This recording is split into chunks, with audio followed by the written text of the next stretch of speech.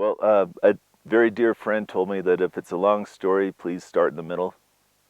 So at age 16, I traveled alone around the world, and my main objective was to get to the Himalayas.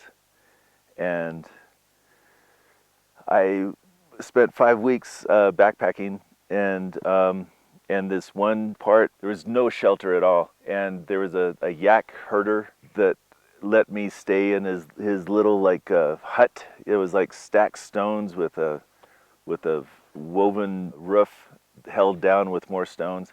And he had yaks outside, so he kept going out to tend to them. And later in the evening, I had my sleeping bag and everything, and I kept hearing these really wild howls pretty consistently. Like every few minutes I'd hear this row. And after maybe 5 of those in sign language, he was just down tending a fire. No chimney or anything. The place was full of smoke. Anyway, he told me, in sign language, I asked, what is that?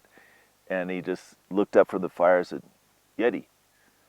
And he went back to his fire, and it's okay. And so I kept hearing those, and it just kind of was very interesting. A few days later, I was up around 18,000 feet to this little village, and I went on a day hike up to this cinder cone that was surrounded by like 25,000 foot peaks and glaciers coming down.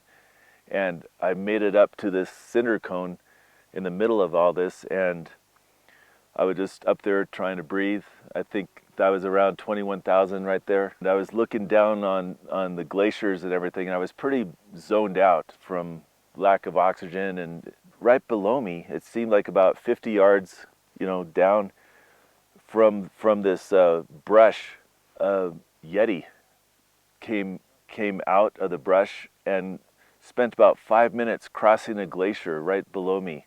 And he was on 2 legs for a while.